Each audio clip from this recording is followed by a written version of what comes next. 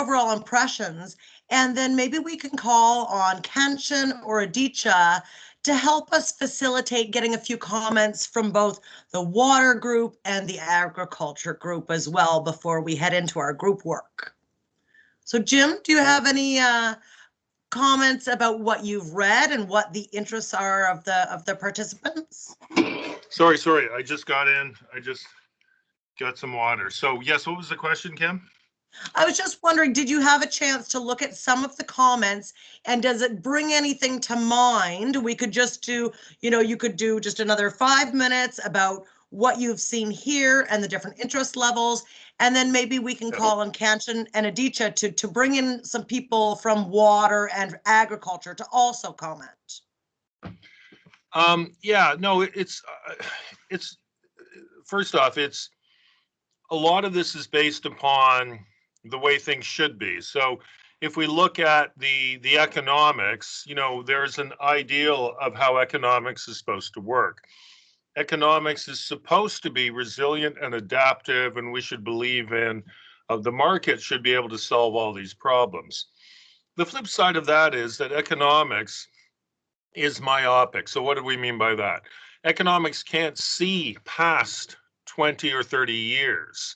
And so by definition, it assumes it operates at a scale. It is highly creative and it is very adaptive, but we are committing ourselves to changes, not just for 30 years from now, but for 100 years from now.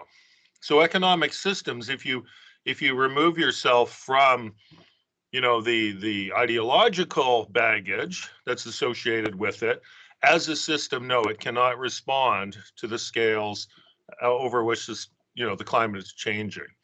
The flip side is that we would like to help out everybody all the time, all the time. And so, yeah, but if you only have 100 units or 100 resources, or if you only have one life, and what are you going to do is the real question.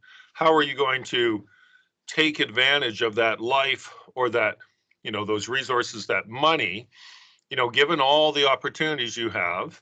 So it's a real question. Should we prepare for climate change? And I think we all know the answer to that. But what does that mean, though? That's a really interesting question. For example, for us, the obvious one, sea level rise. Should we move part of the town of St. Andrews away from the ocean? And the answer probably is the people who are living there, they'll probably have to take the risk themselves should society take the risk for them. So there's all sorts of subtleties and nuances. Yeah, and that's very interesting. Because yes, if we had nature as our guide, if we were making the decision based on what the natural environment is telling us, absolutely, we should move those houses. However, there's so many values, and like Aditya brought in, there's the political ideal.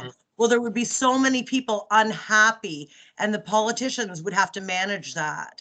Can we also, I think one person had asked for an example of the decision types in agriculture. So Jim, can you share your screen with the decision types on it? Okay. And with agriculture, most of the immediate things we think of with agriculture are the planting, the year-to-year planting. Let's go back a couple of slides, Jim. Okay. And so, yes, so right there. So the agriculture is generally the decision type 2, because you are changing, you can change every time the field gets harvested, you can change. Yeah. So agriculture, you're continually adapting the whole way along the line. And that has been pointed out. There was a discussion in the early 2000s about the prescient farmer versus the farmer who is just, going along, doesn't know what's going to happen. And so that's a fundamental, agricultural economists, these are interesting ways of seeing the world. So agriculture, as you say, there has to be a continuum. You have to, plant and harvest this year. You have to plant and harvest next year. You have to plant. There's a continuum, and it's contingent. You can't break that cycle. And so the decisions made in a system like that are very different than the decisions made in forestry, where you plant the tree and you walk away for 100 years. So, so this is another thing, Jim. Yeah. So again, we have some conversation, and I'm going to invite Samayaji to just come off of her mute for a moment, and maybe you can ask your question. Okay, yes. Talking about the climate change, I want to know that at a global level, we all know about the greenhouse emission. We are talking about reducing the greenhouse emission, but still some countries are following it, and while some are not. So, what's your take on this, James? I want to know. So, and that's a really great question. So, again, you have to understand how. Well, you don't have to, but economists think quite differently. So, economists. There's a paper, I don't know, 2006, let's say, that actually looks at, it uses game theory to look at different nations and their decisions to mitigate or not mitigate. And the idea is quite simple. The idea is that, well, I could put all my money into mitigation, or I could put all my money into adaptation. Like I could mitigate, but mitigation only works if everybody does it. Or I could, if everybody's doing it, there's no point spending my money on mitigation because I know climate change is coming, so I better spend all my money on adaptation. And so they've turned it into a bit of a game. But at a high level, yes, it's kind of a no-brainer. We do have to mitigate, but we do understand that nations, so for example, nations that have vast oil reserves, they will game the system and basically encourage decisions that have nothing to do with mitigation because they're. So it sounds like, Jim, that you're saying, those that have maybe dropped out of the Kyoto Protocol for different reasons too. It's not all about this, but they are basically making a decision type 3. They're saying, no, we'll just see what everyone else does. We'll see how everything else turns out. And I'd also like to note, Kanchan, you have your hand up. Would you like to come into the conversation as well? And maybe we can talk about some water and some agriculture as well. Yes, I was just going back to the comment made by Ashaji, and maybe she can also respond to my comment. I was thinking about what the expenditure pathways for agriculture would look like. And, Jim talked a little bit about how the cycles for plantation and harvesting is kind of shorter. But I was also thinking like that also gives an opportunity to make the changes quicker, right? So like the paper that I was sharing earlier talks about even changing the planting cycle, moving it by 1 month can give like better benefits in terms of water, capturing that more available water in the system. So for like in just my very little knowledge that, I was like thinking for type 1 expenditure for agriculture could be like if you can generate enough information for local farmers to use that, then it would be, spending that investments up front early on, making sure there's the right kind of, weather and seasonal information in terms of markets, changing markets due to climate change or, different kind of seed availability. So that would be, I think, type 1 expenditure for agriculture, maybe in that sense. But then, so that was just, that would be type 1. I have not thought through type 2 and 3. So Ashaji might want to also, from her background in agriculture, might want to share also. Yes, please do. Hi, actually, I'm not sure whether it is type 1 or type 2, but Kanchanji has shared that we could shift this season for the plantation in previous years. It was happened that there was a heavy rainfall, and this shift in this season has caused the plantation of the rice. So we have advised farmers to, plant the rice after a month. So it was practiced, but I'm not quite sure that whether it is type 1 or type 2. Thank you. So I had quick comments. One is that in the business community, they talk about continual change and continual improvement, Sigma 6 and things like that. So type 2 has been interpreted exactly as you say, Constance, as a continual improvement. And then it's very interesting that both you and Kim have sort of, and I'm not surprised, have put your finger on a flaw in the argument. And one of the flaws, of course, is ideas and innovation and thinking and creativity. And economics has a hard time dealing with that. They do try. There are metrics and measures that look at technological change, and they typically peg them at about 3% or something like that. So the idea is that, yes, we can accumulate knowledge. And I guess in some respects, those of us that are just, normal, everyday kind of people, that is how we can contribute. As you keep saying, Kim, and you're absolutely right. Economics has a hard time valuing, as we know in gender as well, valuing our labor, our intellectual labor as well, if it can't capture it. And so Absolutely. It doesn't mean that it's not there. And in fact, it's probably the greatest motivator for a lot of us to do the things that we do. It has nothing to do with markets. That's right. So I think what we'll do now is we'll go to Aditya Ji, and then maybe we'll get to group work. So Aditya, why don't we open it up to you? Thanks. Thank you, Kim. I just wanted to bring a different dimension to this discussion, actually, and also would like to hear from our water professionals what if they were supposed to do the decision but where the different dimension is when bringing, like Jim talked about, bringing the gender dimension or the social dimension. I think we also need to understand that, like Kanchan talked about, in terms of decisions to in terms of cropping pattern, but certainly we also need to understand our saving patterns, how our saving patterns are, right? We for example in South Asia, in our culture here, mostly what I see in India, Nepal, is even if we earn 10 rupees, we tend to save 2 to 3 rupees, right? And we spend about 5 to 7 rupees. We tend to spend in different arenas, whether it could be in education, water, education, child education, household, meeting the household needs, but 2 to 3 rupees which we save as contingencies. I think because that is also for rural households, that it matters in types of what type of decisions they are taking, in type 1, type 2, and type 3.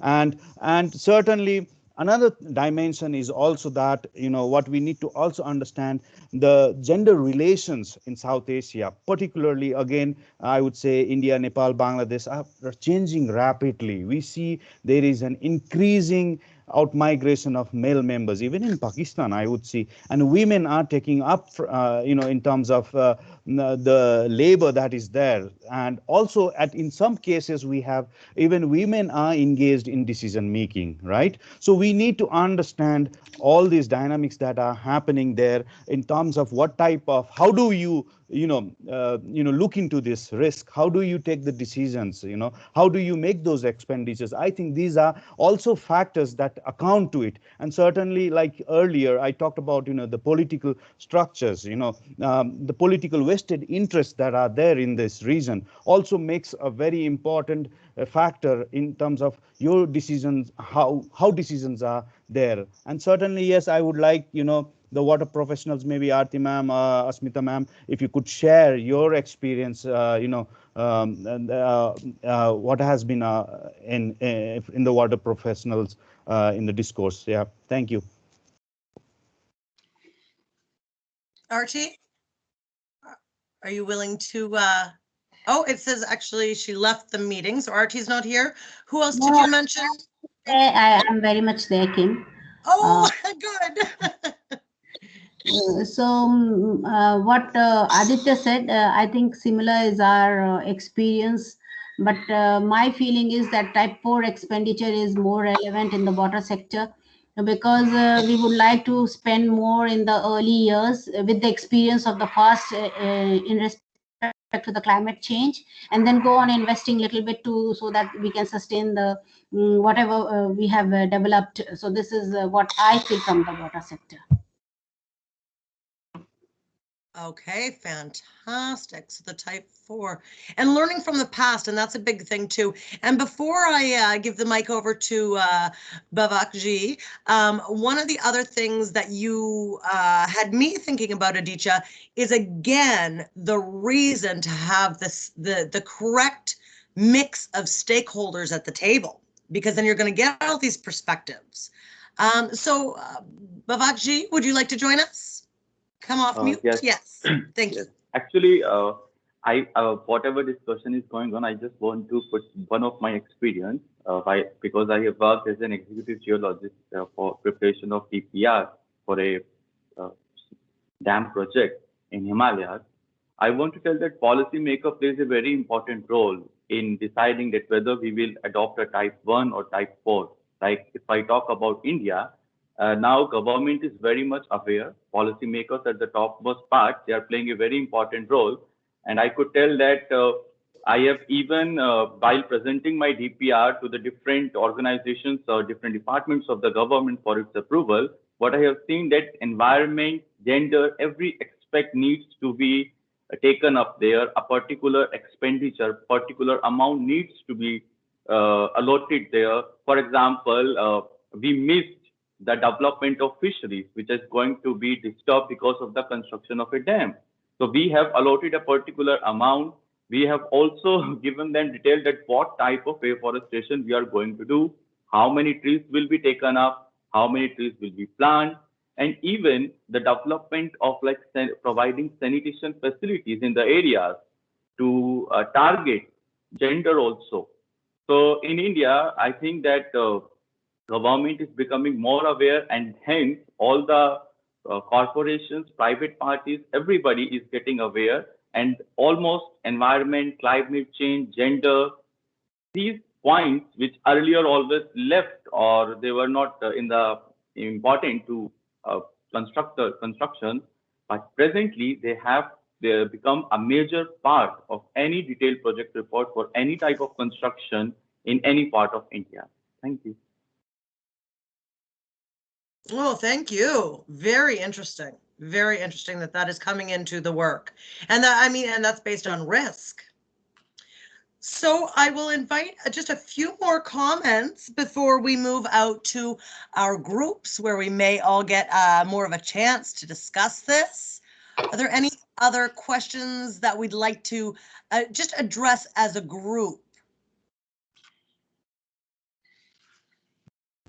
Ashokji, would you have any comments that you would like to add, as Kenshin mentioned in the chat?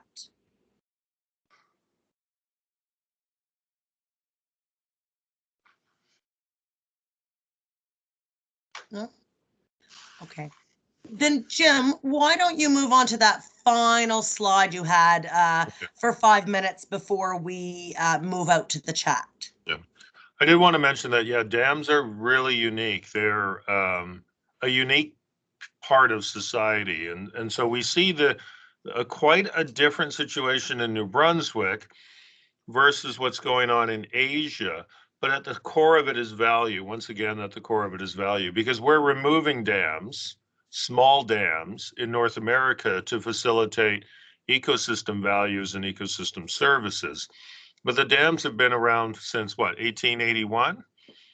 Whereas yes, the flip side is, large dams generating electricity that society needs, clearly it's a question of values. And dams are in some ways at the leading edge in terms of incorporating a lot of these considerations. Okay, so to zoom past this, we talked a bit about gender, but exactly how it impacts these questions is open-ended according to the literature. But Kim and I were talking about how to create a group session, and so one of the things that we came up with, and Kim, jump in, you know, if you to help me here, was that we were looking, the whole idea is to look at adaptation action. So adaptation action, adaptation options. And early on, when we were part of discussions as these methods were evolving, I facilitated an analysis of the literature that looked at, went through all the literature and tried to find all the adaptation options in forestry we could possibly find. And then with those adaptation options, people have been thinking about it. Now we have these options. Now we can start to make decisions about them. Will we implement that option? And the reality is that we have lots of options. And so, you know, so that is exactly what we did. And without knowing it, our American counterparts did the same thing. They just did it way bigger and way better. But hey, you know, so we all came to the same place at the same time. But we thought that it was in a sort of a fun way that we could take and Kim did a fair bit of work on identifying these strategies in the different fields.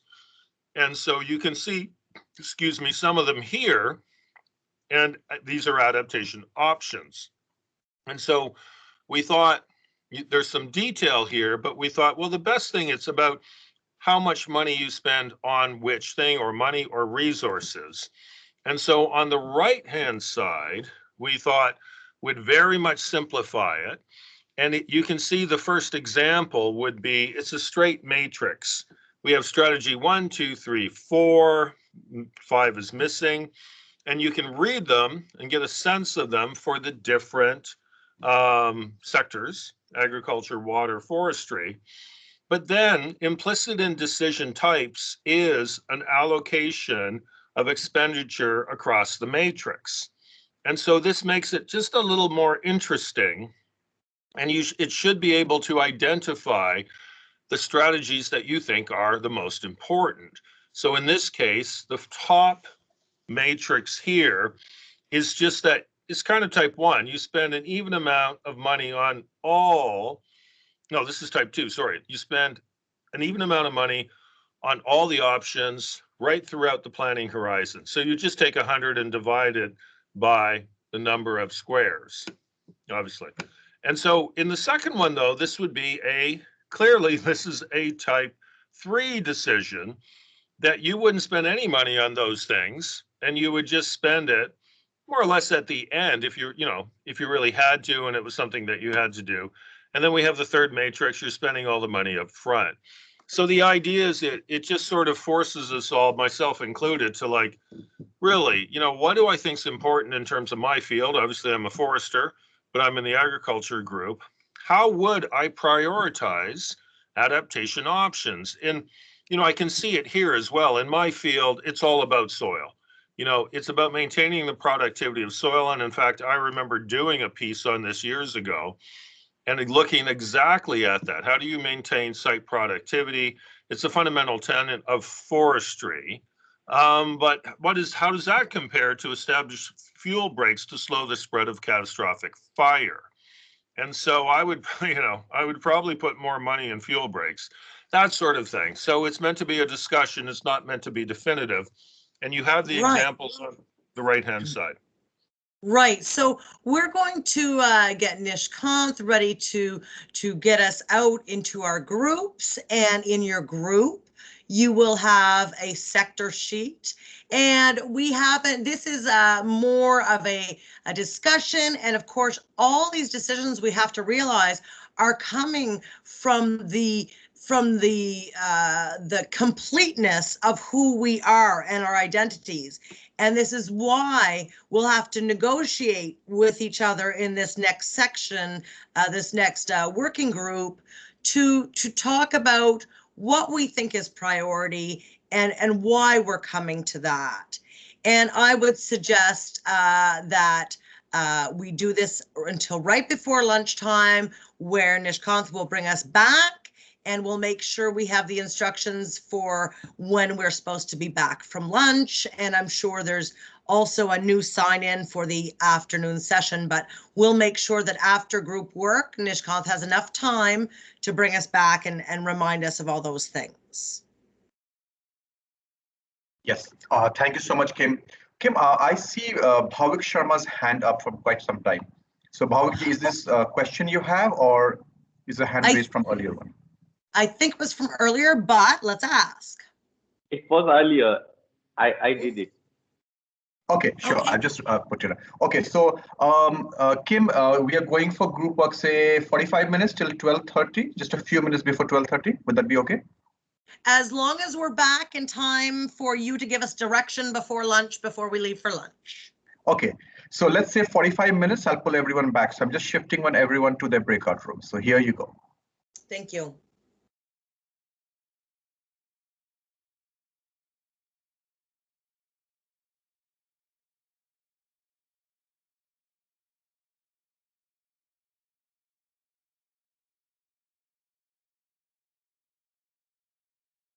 Sharmila, are you there? Yes, Nishkanti. Your group was forest, right? Yeah, yeah. Okay, I'm just shifting you there. Just give me a second. Thank you. Off you go. Chandaji, do you want to go into any group? I think so, Nishikant, because I was absent for that long period of time and I had to discuss some other things with my other staff. So, I mean, I think I'll be at a loss. Yeah. Okay, so I'll just leave it for you. So now we're breaking into group work? Yeah, all of them have gone into group work. Yeah. Okay, so I will just leave and then come back. Is it after lunch? When do we come back if required? We come back at 2 o'clock after lunch. Oh, 2 o'clock. Let me see. I will see if I can. I will join. Otherwise. Okay, sure. Yeah. Thanks. Nishikant. Thank you.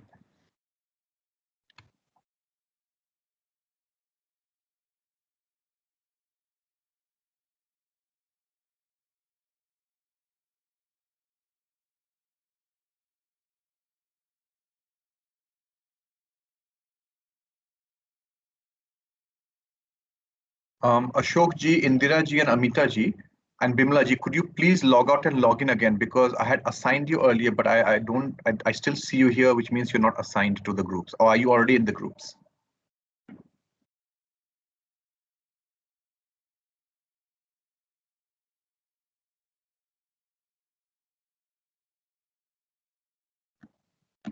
Okay, so it's just yes. Log out गरेर फेरि login गराउनु के कसरी गर्ने बाहिर